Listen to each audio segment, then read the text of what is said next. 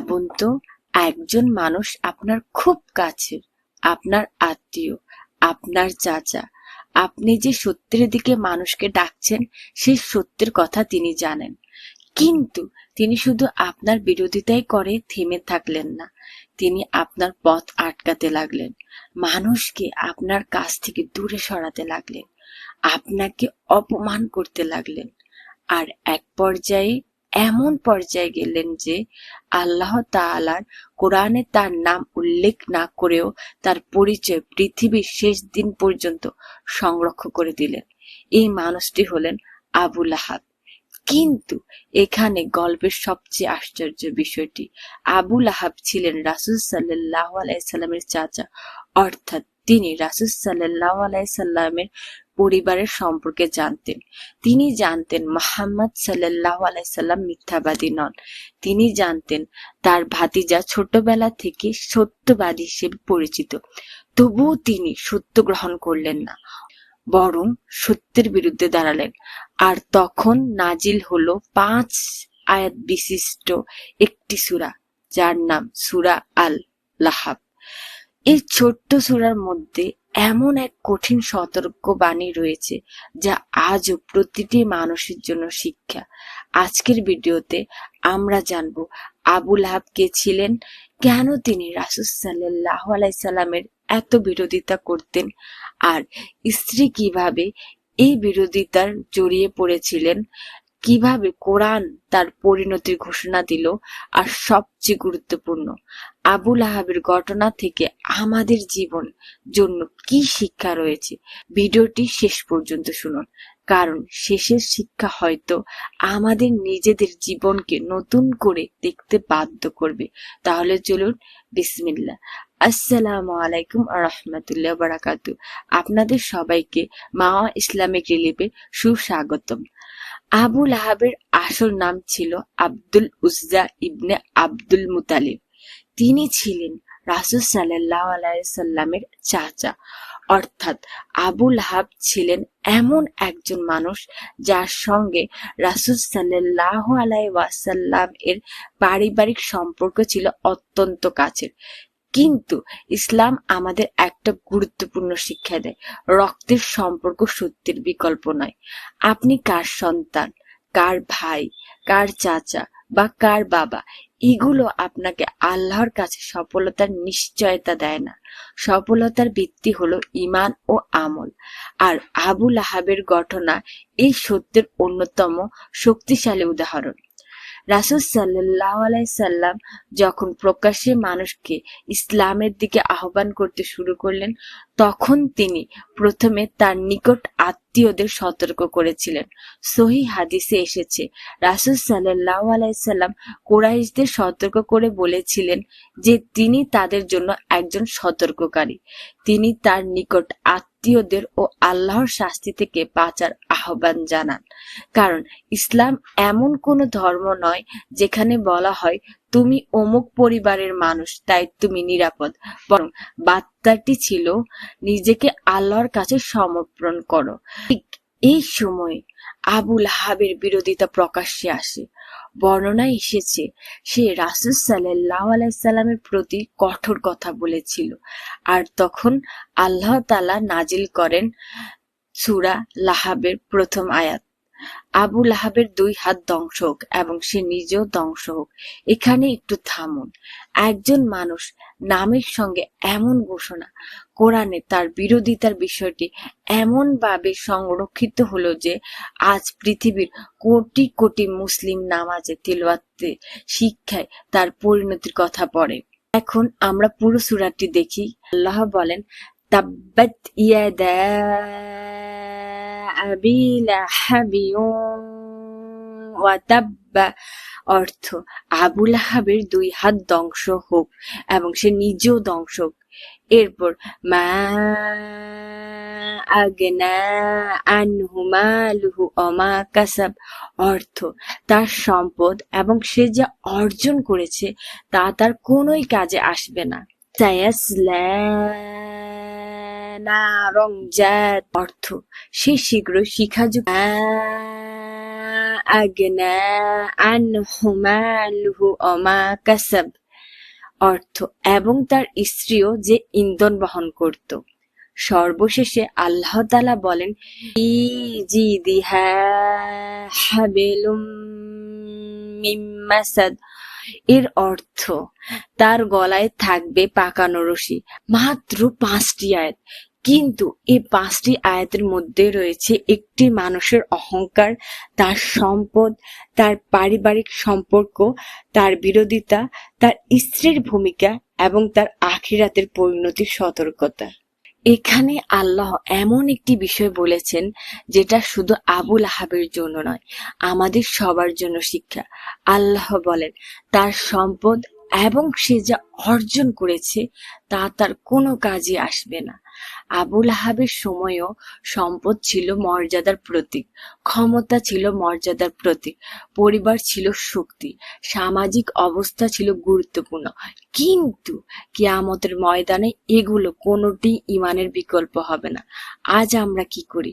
আমরা ভাবি আমার টাকা আছে, আমার পরিবার আছে, আমার পরিচিত মানুষ আছে, আমার ক্ষমতা আছে, আমার সামাজিক অবস্থা আছে। কিন্তু প্রশ্ন হলো, আল্লাহর সামনে দাঁড়ানোর দিন এগুলো আমরা কতটুকু কাজে আসবে? আপনার ব্যাংক ব্যালেন্স কি আপনার হয়ে কথা বলবে? আপনার বাড়ি, আপনার গাড়ি, আপনার অনুসারী, আপনার জনপ্রিয়তা? না, সেদিন মানুষ নিজের আমল নিয়ে চিন্তিত থাকবে। এরপর আল্লাহ বলেন, সে শীঘ্রই শিখাযুক্ত আগুনে প্রবেশ করবে। এখানে আমাদের একটা বিষয় বুঝতে হবে, কোরআন শুধু গল্প বলার জন্য আবু লাহাবের কথা বলেনি। কোরআন আমাদের সতর্ক করার জন্য এই ঘটনার সামনে এনেছে।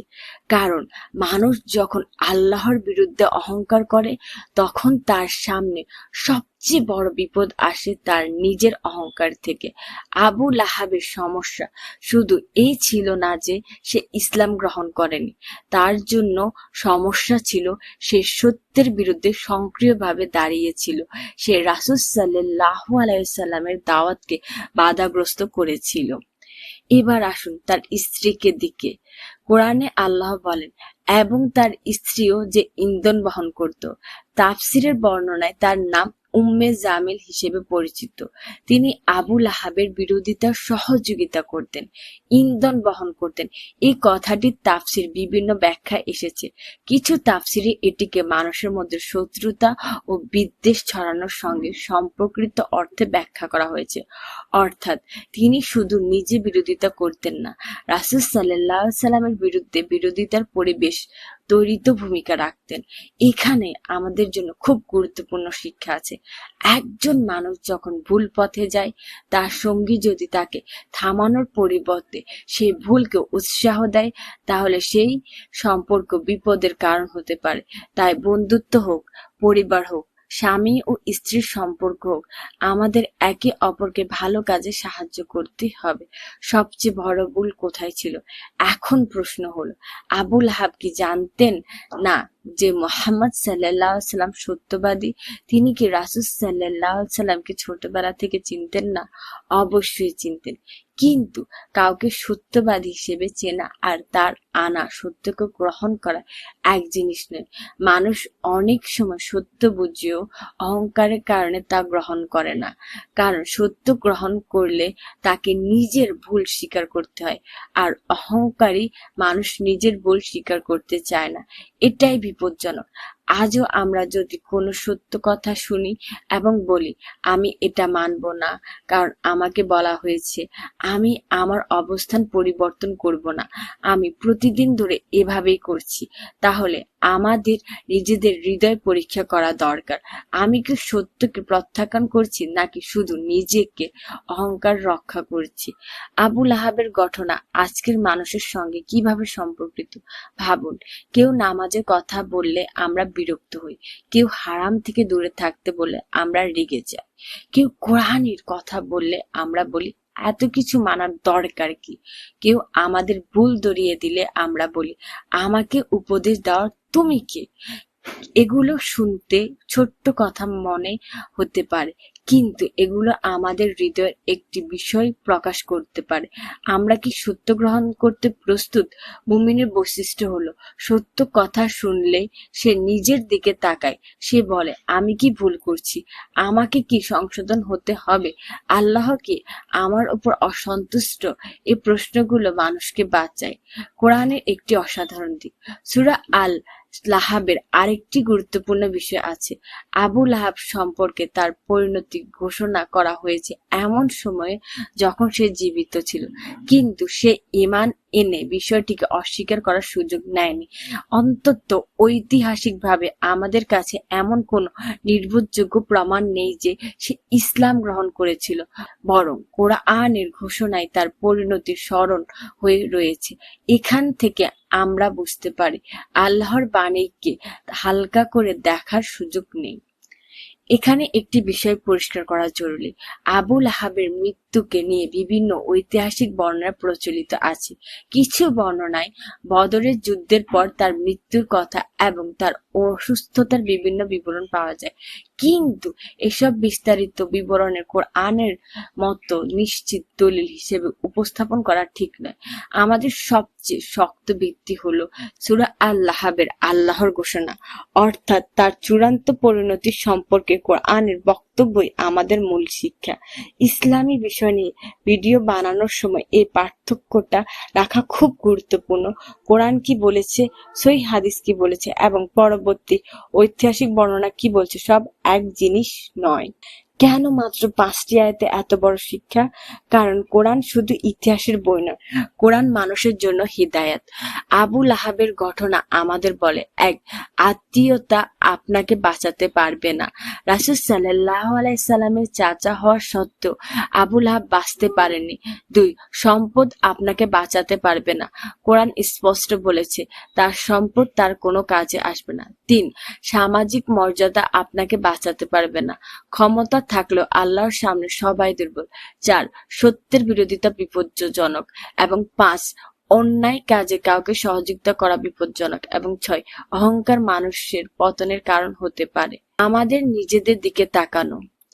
এখনো আমি আপনাকে একটা প্রশ্ন করতে চাই, আমরা কি আবু লাহাবের গল্প শুনে শুধু তাকে বিচার করব, নাকি নিজের জীবনও দেখব?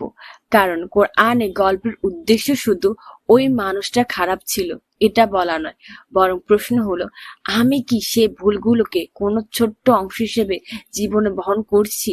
আমি কি সত্য শুনেও অহংকার করি? আমি কি আল্লাহর বিধান জানার পরও ইচ্ছাকৃতভাবে অবহেলা করি? আমি কি অন্য মানুষকে ভালো কাজ থেকে উৎসাহিত করি? আমি কি অন্যের বিরুদ্ধে কথা ছড়াই? আমি কি আমার সম্পদ নিয়ে অহংকার করি?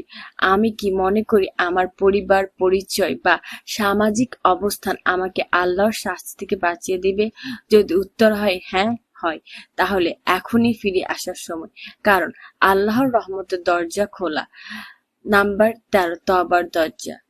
আবু লাহাবের ঘটনা আমাদের শুধু ভয় দেখায় না, এটি আমাদের একটি বিপরীত শিক্ষা দেয়। যতক্ষণ মানুষ জীবিত ততক্ষণ তাকে নিজের অবস্থান ব্যাপারে সতর্ক হতে হবে। আমরা জানি না আমাদের জীবনের শেষ দিন কোনটি। আজ আমরা সুস্থ, কাল কি হবে জানি না। আজ আমরা নামাজ পড়তে পারছি, কাল সুযোগ পাবো কি না জানি না। আজ আমরা তওবা করার সুযোগ আছে, তাই কেন অপেক্ষা? যদি কোনো গুনাহ থাকে আল্লাহর কাছে ফিরে আসুন। যদি নামাজে দুর্বলতা থাকে আজ থেকে চেষ্টা করুন। যদি কোরআন থেকে দূরে থাকেন আজ একটি আয়াত দিয়ে শুরু করুন। যদি কারো প্রতি অন্যায় করে থাকেন সম্ভব হলে ক্ষমা চান এবং নিজের ভুল সংশোধন করুন। এখন আবার আবু লাহাবের ঘটনায় ফিরে আসি। একজন মানুষ, রাসূল সাল্লাল্লাহু আলাইহি সাল্লামের আত্মীয়, সমাজে পরিচিত, সম্পদের অধিকারী, কিন্তু শেষ পর্যন্ত তার পরিচয় হয়ে গেল আবু লাহাব এবং তার বিরুদ্ধে নাজিল হওয়া সূরা। এখানে আমাদের নিজেদের জন্য একটি প্রশ্ন আছে, আমরা মারা যাওয়ার পর মানুষ আমাদের কিভাবে মনে রাখবে? আমাদের সম্পদ, আমাদের বাড়ি, আমাদের পোশাক, আমাদের জনপ্রিয়তা, নাকি আমাদের ইমাম, আমাদের চরিত্র, আমাদের মানুষের প্রতি আচরণ, আমাদের আল্লাহর সঙ্গে সম্পর্ক? এই পৃথিবীতে মানুষের পরিচয় বদলে যায়, কিন্তু আল্লাহর কাছে মানুষের আসল মূল্য নির্ধারিত হয় তার ঈমান ও আমলের মাধ্যমে। সূরা আল-লাহাবের শেষ বার্তা। আসুন আবার সূরাটি মনে করি। আবু লাহাবের 2 হাত ধ্বংস হোক এবং সে নিজেও ধ্বংস হোক। তার সম্পদ এবং সে যা অর্জন করেছে তা তার কোনোই কাজে আসবে না। সে শিখাযুক্ত আগুনে প্রবেশ করবে। তার এবং তার স্ত্রীও যে ইন্ধন বহন করত, তার গলায় থাকবে পাকানো রশি। মাত্র 5টি আয়াত, কিন্তু এই 5টি আয়াত যেন আমাদের সামনে একটি আয়াত ধরে। সেখানে আমরা দেখতে পাই অহংকারের পরিণতি, অন্যায়ের পরিণতি, সত্যের বিরোধিতার পরিণতি, সম্পদের সীমাবদ্ধতা। আল্লাহর সামনে প্রত্যেক এবং সবচেয়ে বড় কথা, আল্লাহর সামনে প্রত্যেক মানুষ ব্যক্তিগত জবাবদিহি করতে হবে। প্রিয় ভাই ও বোনেরা, আবু লাহাবের গল্প প্রায় 1500 বছর আগে, কিন্তু এর শিক্ষা আজও জীবন্ত। কারণ মানুষের অহংকার বদলায়নি, মানুষের সম্পর্কের প্রতি ভালোবাসা বদলায়নি, সত্য গ্রহণ করতে মানুষের অনীহা বদলায়নি, আর আল্লাহর সামনে জবাবদিহির বিষয়টিও বদলায়নি। তাই আজ আবু লাহাবের কথা শুনে শুধু বলবেন না সে কত খারাপ মানুষ ছিল, বরং নিজেকে প্রশ্ন করুন, আমি কি আল্লাহর সত্যকে গ্রহণ করছি? আমি কি নামাজকে গুরুত্ব দিচ্ছি? আমি কি আমার সম্পর্ক হিসেবে আল্লাহ দেয়া আমানত হিসেবে ব্যবহার করছি? আমি কি মানুষকে সম্মানের রক্ষা করছি? আমি কি গীবত থেকে বাঁচছি? আমি কি অহংকার করছি? আমি কি সত্য কথা শুনলে নিজের ভুল সংশোধন করি? কারণ আমরা কেউ জানি না আমাদের জীবনের শেষ অধ্যায়ে কিভাবে লেখা হবে। আমাদের শক্তিশালী মানুষ কাল দুর্বল হতে পারে, আজকে ধনী মানুষ কাল নিঃস্ব হতে পারে, আজকে জনপ্রিয় মানুষ কাল মানুষের স্মৃতি থেকে হারিয়ে যেতে পারে। কিন্তু আল্লাহর কাছে আমাদের আমল, সেগুলোই আমাদের আসল সম্পদ। তাই আসুন অহংকার নয় বিনয় বেছে নি, গুনাহ নয় তওবা বেছে নি, আর অন্যায় নয় ন্যায় বিচার বেছে নি, দুনিয়ার মোহ নয় আখিরাতের প্রাধান্য দিই। আর যখন আল্লাহ কোনো নির্দেশ আমাদের কাছে পৌঁছে, তখন নিজের অহংকারে নয় আল্লাহর কথাকে প্রাধান্য দিই। কারণ শেষ পর্যন্ত সম্পদ থাকবে না, ক্ষমতা থাকবে না, পরিচয় থাকবে না, শুধু আমল থাকবে। চলুন আমরা সবাই মিলে একটা সুন্দর দোয়া করি। হে আল্লাহ, আমাদের অন্তরকে অহংকার থেকে পবিত্র করুন, সত্যকে সত্য হিসেবে চিনে তা অনুসরণ করার তৌফিক দিন, ভুলকে ভুল হিসেবে চিনে তা থেকে ফিরে আসার তৌফিক দিন। আমাদের সম্পর্কে আমাদের জন্য পরীক্ষার কারণ না বানিয়ে কল্যাণের মাধ্যমে বানিয়ে দিন। আমাদের পরিবারকে দিনের পথে সহযোগী বানিয়ে দিন। আমাদের শেষ পরিণতি সুন্দর করুন এবং কিয়ামতের দিন আমাদের উপর রহম করুন। আমিন। আপনার যদি মনে হয় আবু লাহাবের ঘটনা শুধু ইতিহাস নয়, আমাদের জন্য একটি সতর্ক বার্তা, তাহলে ভিডিওটি একজন মানুষের সঙ্গে শেয়ার করুন। হয়তো আপনার একটি শেয়ারের মাধ্যমে কেউ নিজের জীবন নিয়ে চিন্তা করবে। আর এমন কোরআন ও সহিহ ও সুন্নত ভিত্তিক ভিডিও পেতে মাওয়া ইসলামিক রিলিফ চ্যানেলকে অবশ্যই সাবস্ক্রাইব করে পাশে থাকুন, আর অবশ্যই লাইক করুন এবং কমেন্ট করুন। আল্লাহ হাফেজ।